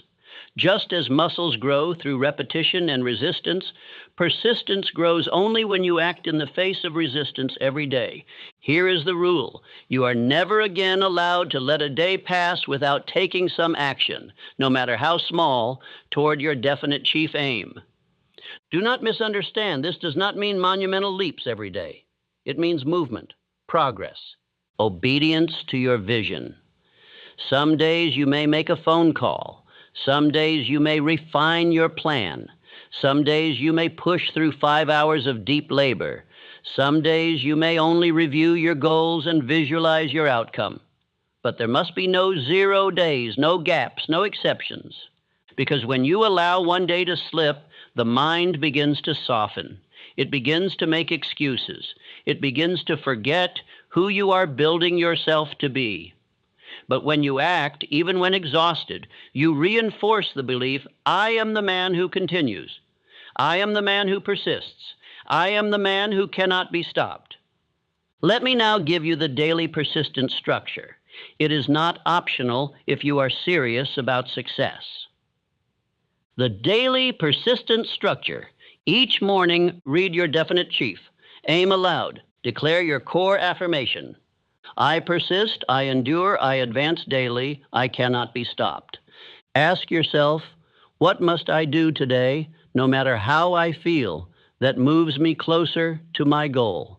Write it, commit to it, execute it throughout the day. If emotion, fatigue, or resistance rises, return to your affirmation. Re-anchor in your identity. You are not ruled by mood, you are ruled by mission. Each evening, review the action you took. No matter how small, acknowledge your advance. Visualize the long-term compounding of your effort. If the day was difficult, write, still I acted. That sentence becomes your badge of honor. If you miss a day, you are not allowed to collapse into guilt or shame. You recommit immediately. You speak your aim aloud twice. You take an action that moment. You reinforce, I may fall, but I never stop. You are training your will. You are building a mind that moves forward on command, not on comfort. This separates the weak from the strong. This separates the hopeful from the builders. Because hope drifts, builders persist. Now let me speak to the deeper truth. Persistence does not mean perfection. It means no retreat. You will fail. You will be rejected. You will get tired. You will face temptation. But if you act through it, if you return again and again, if you stay in motion, the law will reward you. The world bows to the man who refuses to stop. You may not see the result on day 1. You may not see it on day 7. But if you continue, you will look back 1 year from now and be unrecognizable to the man you are today. Say this now. Say it with every cell in your body. I persist, I endure, I advance daily, I cannot be stopped. Again, deeper. I persist, I endure, I advance daily. I cannot be stopped. Make that your oath. Say it every morning. Speak it when tired. Speak it when doubt arises. Speak it when others quit. Speak it until your actions reflect it. Speak it until your results prove it. This is no longer about motivation. This is about identity. You are now the man who does not stop. You are now the man who builds in silence. You are now the man who moves daily until the world surrenders. No great fortune was ever built alone. No man rises to empire on the strength of his own mind alone. The myth of the self-made man is a romantic illusion, because behind every towering figure in history is a mastermind, an alliance of minds, a union of purpose, a gathering of intelligence, energy, and faith, working together for a common goal. This principle is not optional, it is not secondary, it is law, and the man who neglects it will build slower, suffer more, and fall harder than the man who obeys it. You must understand this. The mastermind is not just cooperation, it is power. When two or more minds are brought together in perfect harmony for the pursuit of a definite purpose, a third mind is created. This is not metaphor. It is a living, breathing intelligence greater than the sum of its parts. This invisible mind influences ideas, sharpens decisions, accelerates plans, and attracts results. You cannot see it, but once you experience it, you will never build without it again. Let me give you a historical example that proves the truth. Andrew Carnegie, one of the wealthiest men to ever live, openly credited his success not to his own brilliance, but to the mastermind alliance he formed with a select group of men, each one bringing specialized knowledge, loyalty, clarity, and strength. These men, known as his brain trust, helped him orchestrate not only a steel empire, but an entire shift in American industry. Carnegie knew he could not know everything, but he could build an alliance with those who did. And in doing so, he multiplied his thinking, extended his reach, and increased his fortune. You must now build your own alliance. Do not wait until you feel ready. Begin now. Your mastermind may start with one other person, a friend, a mentor, a partner, someone who believes in your aim, speaks truth, and brings energy, not excuses. You must meet with this person weekly, not to gossip, not to vent, but to share your plans, review your results, and refine your direction. This alliance is sacred, treat it as such, come prepared, speak with respect, listen with intent, offer clarity, demand accountability. In time, you will feel the third force rise. You will speak thoughts you did not know you had. Ideas will form faster. Decisions will sharpen. Courage will increase. This is the mastermind in motion. Now let me speak to something deeper, something often ignored but eternally true. The most powerful mastermind alliance a man will ever form is in his marriage. A woman, rightly chosen, aligned in vision, and honored in spirit, can make a man unbreakable. But a woman, wrongly chosen, or unaligned in purpose, will drain him of vision, strip him of confidence, and sentence him to spiritual poverty. Many men fall not because of failure in business, but because of conflict in the home. They rise with vision, only to have it mocked. They speak with clarity, only to have it questioned. They act with courage, only to be met with resistance. This is not partnership. This is war. And a man at war with his household cannot build peace outside of it.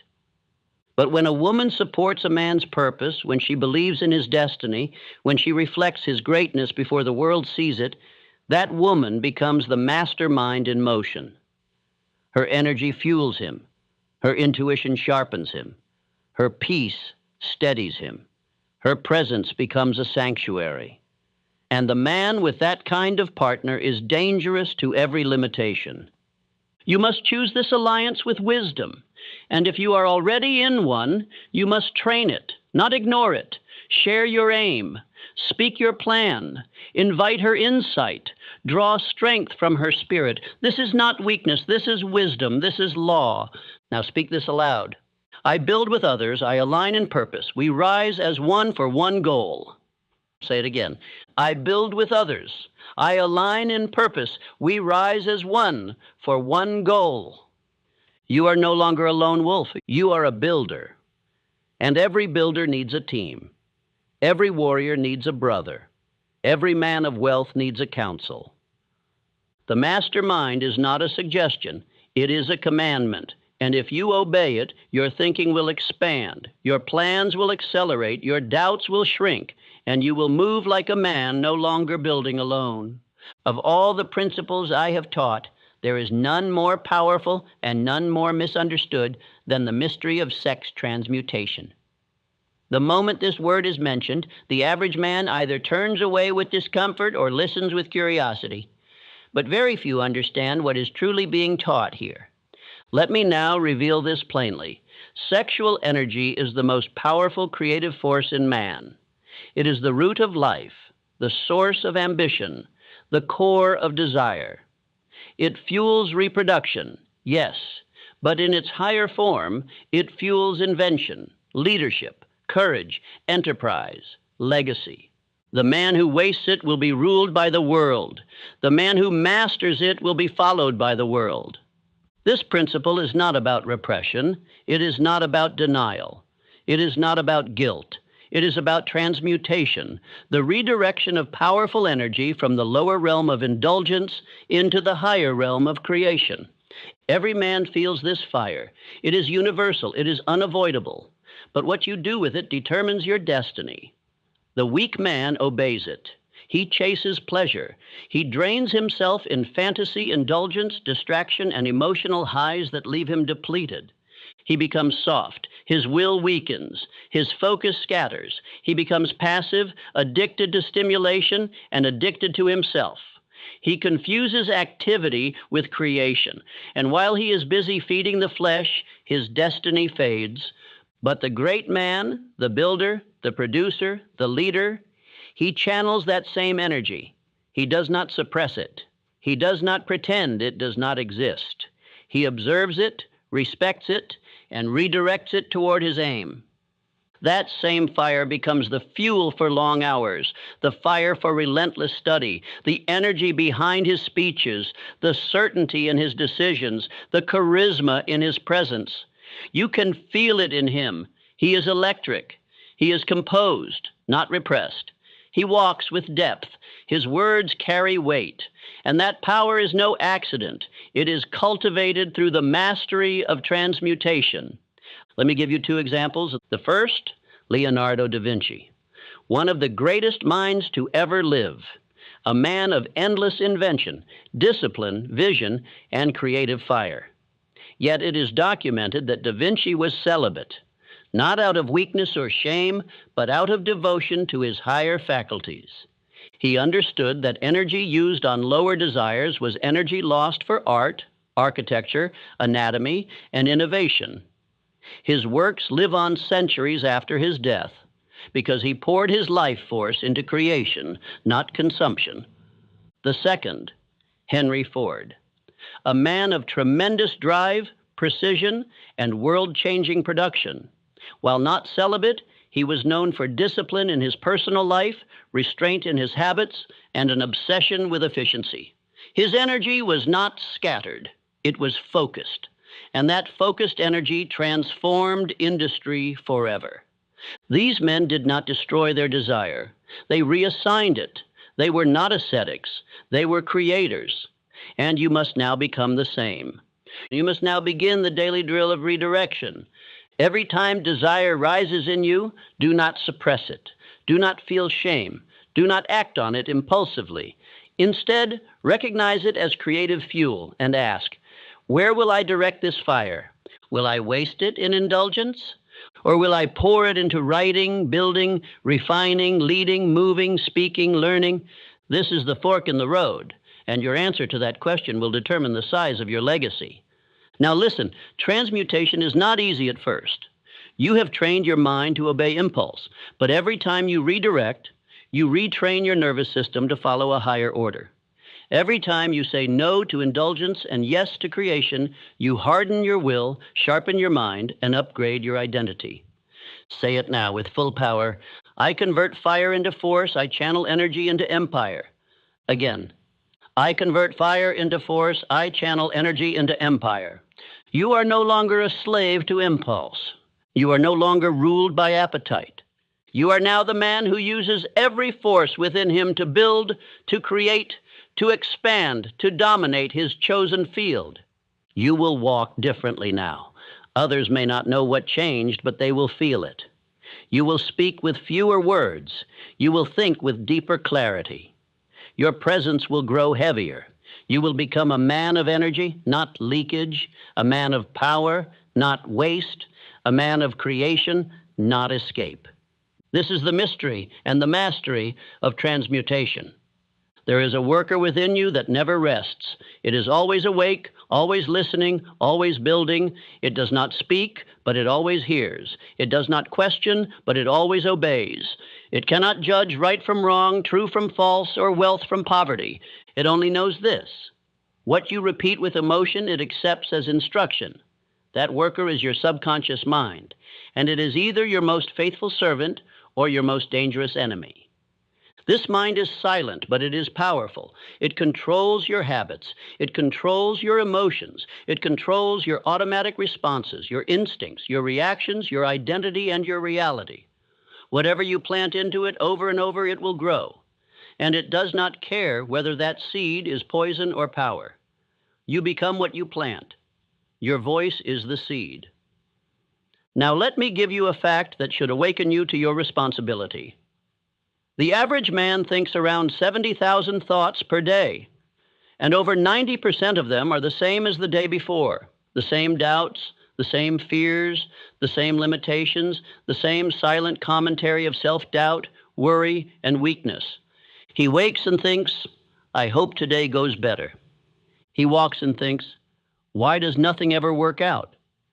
He sees others succeed and thinks, maybe I'm just not meant for that. And every single one of those thoughts is accepted by the subconscious as a command. That voice inside says, very well, we shall feel the same. We shall act the same. We shall repeat the same patterns. We will stay exactly where we are. That is how most men live, a slave to yesterday's thoughts, repeating today's failures, ensuring tomorrow's frustration. They want change, but they refuse to change the one thing that matters. The thoughts they plant, the words they speak, and the emotional repetitions they allow. But not you. You are here because you are ready to become deliberate. You are ready to speak on purpose. You are ready to write your instructions and to command your internal worker with precision, repetition, and belief. Now hear me carefully. If you do not plant your aim into your subconscious mind, the weeds of fear, failure, comparison, and confusion will grow by default. They require no watering. They will rise on their own. But faith, belief, wealth, discipline, these must be planted, spoken, and reinforced daily. You must become the gardener of your subconscious, and your voice is the tool you will use. Each time you speak your definite chief aim aloud, you are planting it deeper. Each time you speak your affirmations, you are building new roots. Each time you visualize your future as done, you are watering the soil. Each time you act, even when tired, you are reinforcing that the vision is real. Do not expect one planting to last a lifetime. You must revisit this field daily. You must protect it jealously. You must be vigilant against weeds. You must speak truth louder than fear. Now let me give you the daily subconscious planting ritual. You must obey this without exception. The daily subconscious planting ritual. 1. Morning, first 20 minutes after waking. Speak your definite chief aim aloud with clarity and emotion. Speak 3 to 5 core affirmations. Here are some examples of what you can declare. I am the master of my mind. My thoughts obey my voice. I build wealth with thought, word, and deed. Visualize the completion of your goal. See it, feel it, believe it. Spend 2 minutes in stillness, anchoring the feeling. 2, throughout the day, interrupt negative loops immediately. Replace them aloud. That is not who I am. I think with purpose. I speak with power. Guard your mental input. Refuse gossip, complaint, fear-based news, and small minds. 3rd evening, final 20 minutes before sleep. Review your goals. Read them aloud. Repeat your affirmations in a whisper. Visualize your ideal future again, but this time as already complete. Fall asleep inside the identity you are becoming. You must understand, your subconscious does not care about truth. It cares only about repetition. If you speak a lie long enough with emotion, it will believe it. If you speak the truth with weakness and hesitation, it will reject it. So speak your future with strength. Feed your mind what your destiny demands. Let me now speak this into your spirit. I do not recycle yesterday's weakness. I plant new thoughts. I plant power. I plant purpose. Again, I do not recycle yesterday's weakness. I plant new thoughts. I plant power. I plant purpose. You are not a prisoner of your old identity. You are not a servant to your upbringing. You are not the echo of old voices, old wounds, or old memories. You are the commander of your inner world. And from this moment forward, your subconscious will receive new orders, clear, bold, repeated, and backed by action. Say this now, and say it with the voice of a man who believes what he says. I become what I plant. My voice is the seed. My mind obeys what I command. Again, I become what I plant. My voice is the seed. My mind obeys what I command.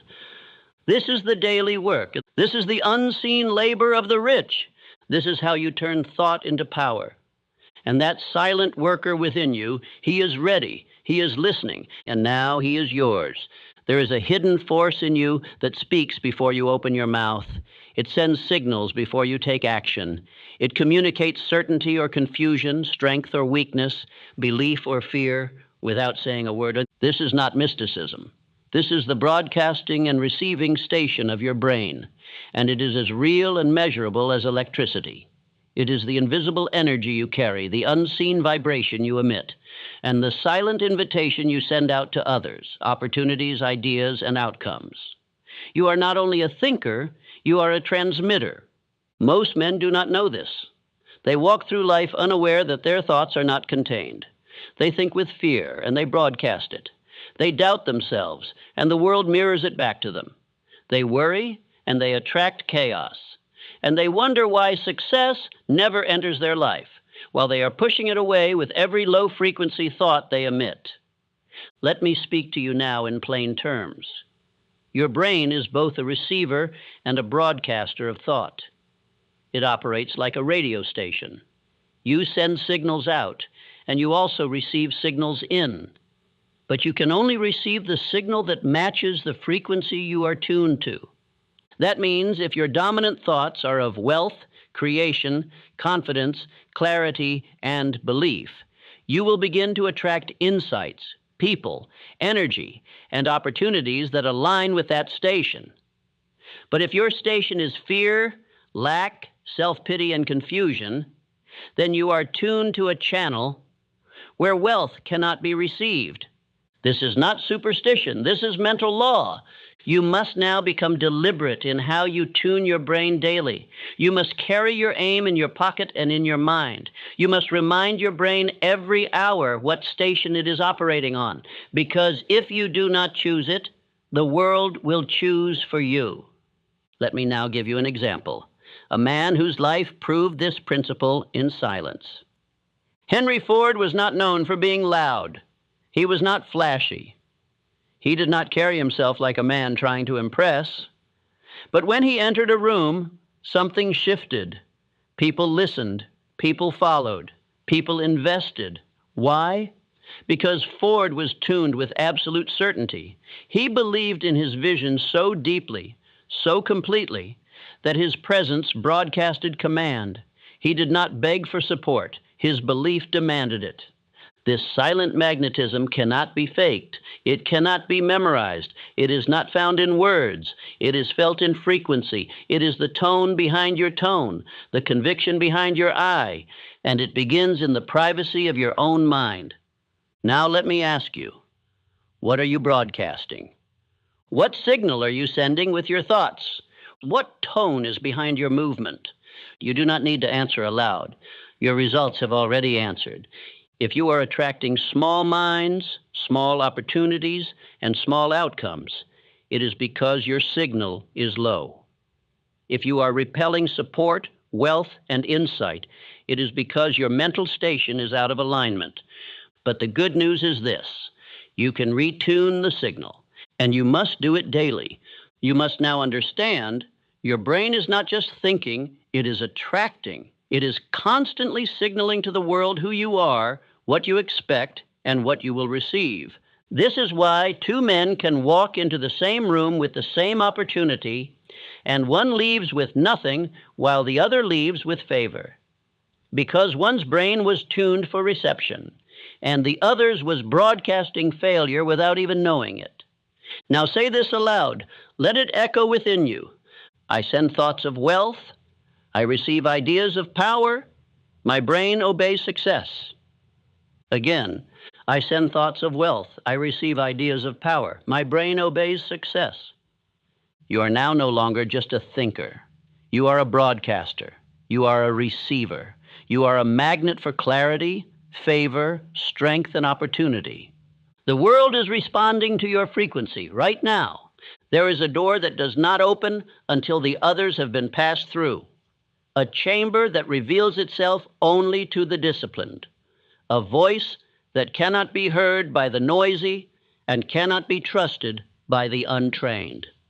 This is the sixth sense, the final faculty of all achievement, and until you have cultivated desire, built faith, practiced autosuggestion, gathered knowledge, used imagination, obeyed planning, enforced decision, developed persistence, united minds, transmuted energy, programmed the subconscious, and tuned the brain, you will not find this door. But once you do, it will be the quietest and most powerful part of your entire mind. The sixth sense is not mysticism. It is not magic. It is not a divine accident. It is a knowing, a deep, quiet awareness that speaks without sound. It cannot be forced. It cannot be scheduled. It cannot be demanded, but it can be earned. And when it arrives, it often comes as a nudge, a whisper, a sudden clarity, a feeling that says, "This is the move." You have felt it before, perhaps in moments of calm, perhaps when you were alone, perhaps when you had exhausted your logic and your mind went still, and suddenly you just knew. You could not explain it. But something within you had seen what the eye had not yet seen.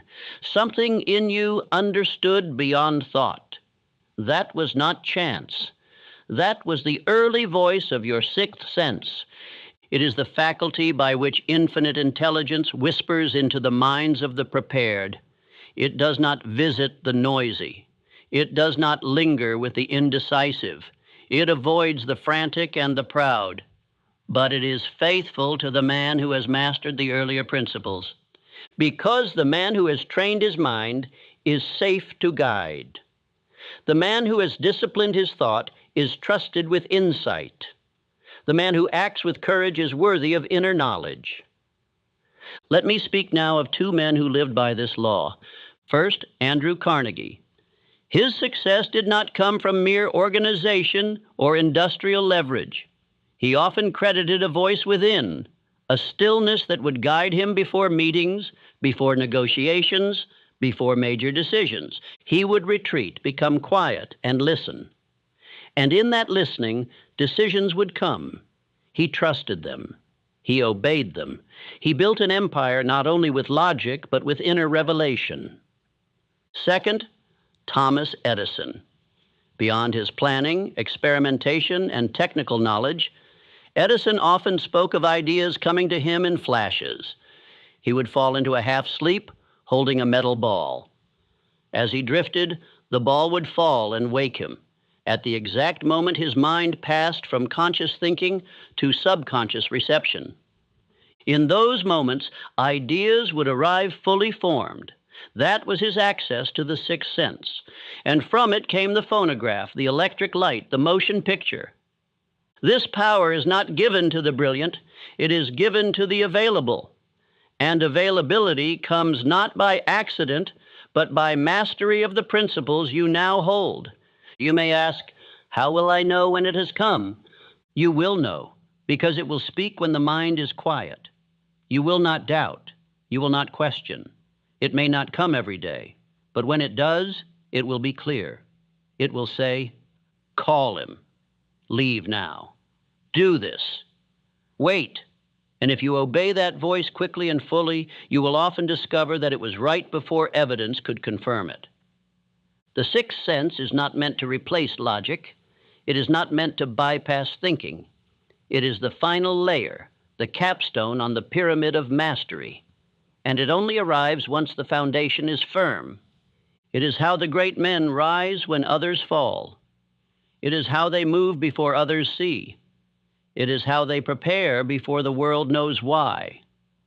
They are not just brilliant. They are in tune with a deeper law. They are listening while others talk. They are acting while others analyze. You may find that this sense first appears during crisis, when all logic fails, when all plans collapse, when you are forced to be still, and in that stillness, there it is, the whisper, the knowing, the voice that says, now. You must not ignore it. You must not argue with it. You must train yourself to recognize and obey it, even when others do not understand, even when there is no evidence, even when it makes no sense. That is the test, and when you pass it, it will return.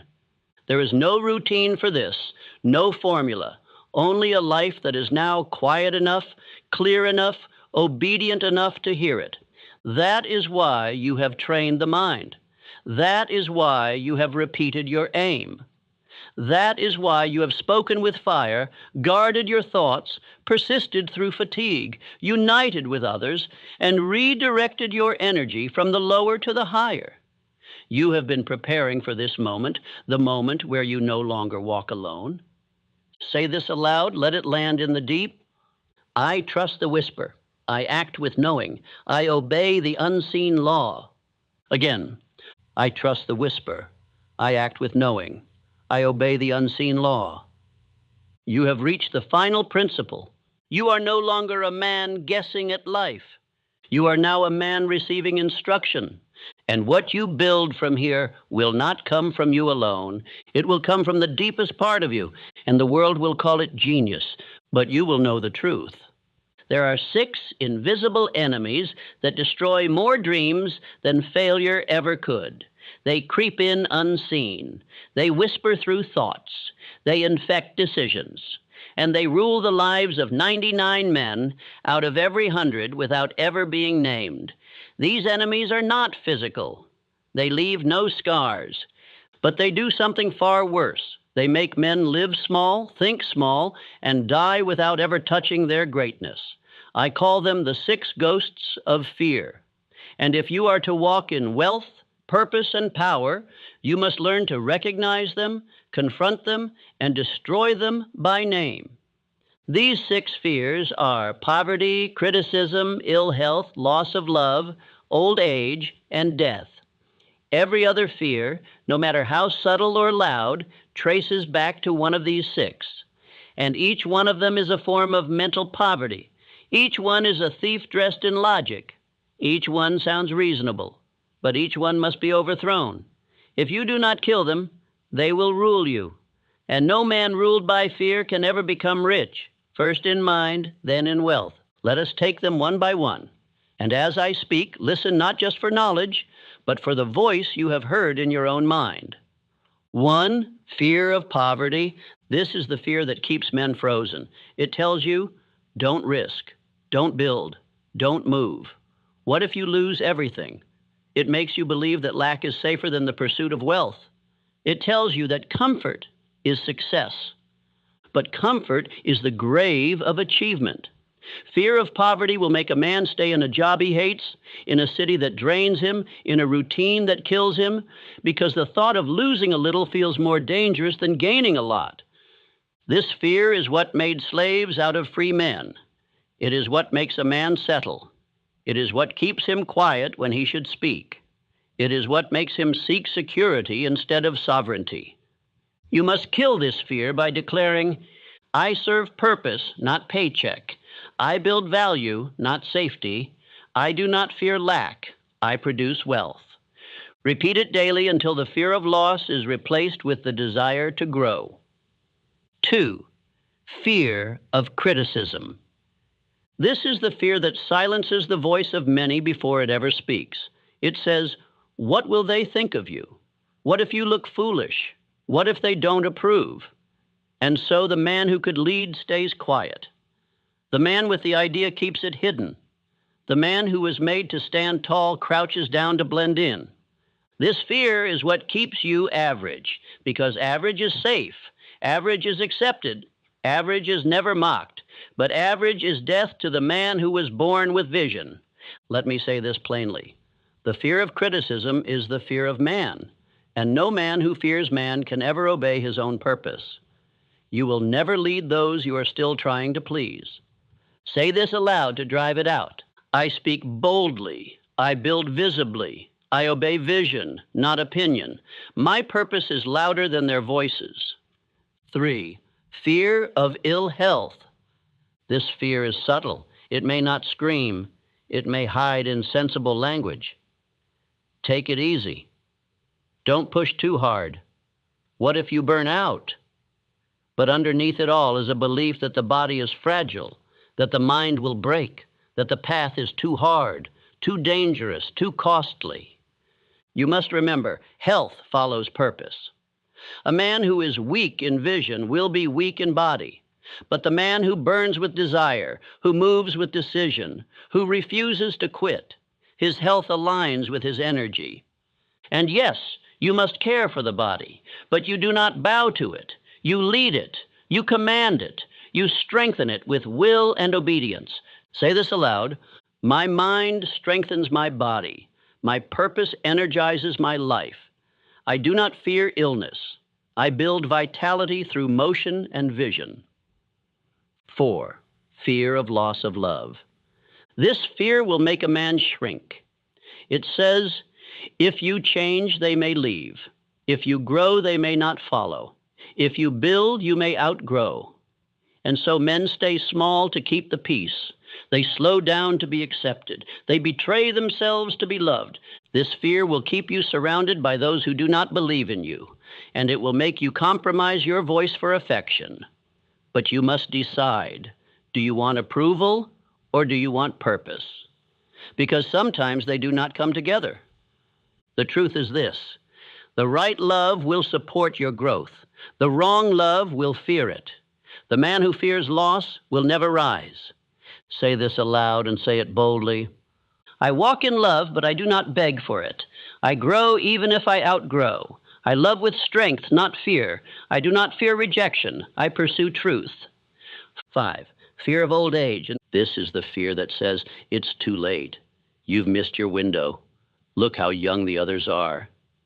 It is a lie, a cunning, cruel lie that keeps men from beginning.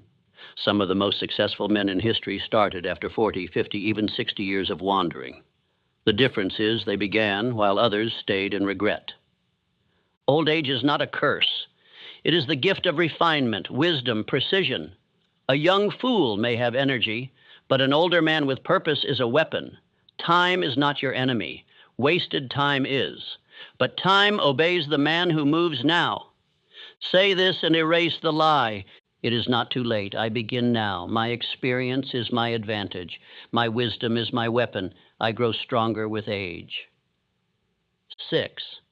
Fear of death, the final ghost, the one that hides behind all the others. It says, what's the point? It all ends anyway. And so men delay their dreams. They play small. They waste time. Because beneath it all, they are afraid that the end will come before they begin. But the wise man knows death is not the enemy. It is the motivator. It is the clock that reminds you to move. It is the whisper that says, you do not have forever, so live now, build now, speak now, begin now. The man who lives with urgency does not fear death, because he knows he is using every breath with intention. Say this aloud and remove its power. I am not afraid to die. I am afraid to live without building. I use my time. I multiply it. I leave nothing undone. Now that you know the 6 ghosts, you must never again let them speak unchecked. When you hear them, name them, speak against them, replace them. Declare your affirmations aloud every day until fear can no longer live in the house you have built. You are no longer a man in fear. You are a man in faith. Say this aloud, the final seal of this chapter. I fear nothing. I love discipline. I live free. I walk in the armor of faith. Again, I fear nothing. I love discipline. I live free. I walk in the armor of faith. Now rise and build like a man who has nothing left to fear. This is the end of the message, but it must become the beginning of your transformation. What you have just heard are not ideas. They are not motivational fragments. They are not tips or techniques. They are universal laws, immutable, eternal, not invented by man, but discovered in the minds and lives of those who rose from nothing to everything, the poor who became powerful, the timid who became rulers, the wanderers who became wealthy. These 13 principles are the structure behind every enduring success in history. They are the cause. All results are effects. If you obey them, they will obey you. If you delay them, they will delay you. If you ignore them, they will let you drift. But if you install them, speak them, live them, they will shape your world in your image. You now know the truth. Desire is the starting point. Nothing begins until the fire is lit. Faith is belief installed through repetition, decision, and emotion. Autosuggestion is the daily ritual that commands the subconscious. Specialized knowledge is applied intelligence, not theory, but action. Imagination is the workshop where you build what will soon exist. Organized planning is the bridge between intention and income. Decision is the sword that cuts hesitation. Persistence is the muscle that moves even when tired. The mastermind is the alliance that multiplies your vision. Sex transmutation is the channeling of your deepest energy. The subconscious mind is your silent servant. Give it only clear orders. The brain is the broadcaster and receiver of the wealth frequency. The sixth sense is your final teacher, appearing only when you are ready. And the six ghosts of fear, poverty, criticism, ill health, loss of love, old age, and death must be named and burned at the altar of discipline and truth. Now hear me clearly. This message is not meant to be heard once. If you only listen once, your mind will nod and forget. If you only listen casually, your body will feel good and change nothing. But if you return daily, even for a few minutes, and speak the words aloud and apply one principle at a time, your mind will begin to change. And when your mind changes, your world must follow. This is how men rewire identity. This is how beliefs are rewritten. This is how new habits are formed, not by effort alone, but by programming. Do not listen passively. Do not consume this like entertainment. This is your instruction. Make it your morning ritual. Make it your night training. Let your subconscious drink from it. Let your brain broadcast it. Let your spirit align with it every day, even if only 5 minutes. You don't need the whole mountain each time, but you must climb something. You must feed your inner world more often than the world feeds fear into you. You must become loyal to this message because it is loyal to your success. You now know what most will never hear. You now hold what most will never obey. And because of that, you are now responsible. Speak this now as your final vow. I obey the laws of wealth. I repeat truth. I act daily. I will not drift. I demand riches of life by law, by will, by decision. Say it again. I obey the laws of wealth. I repeat truth. I act daily. I will not drift. I demand riches of life by law, by will, by decision. This is your blueprint. This is your path. And now it is yours to live. Let this message live in you until you no longer recognize the man you used to be.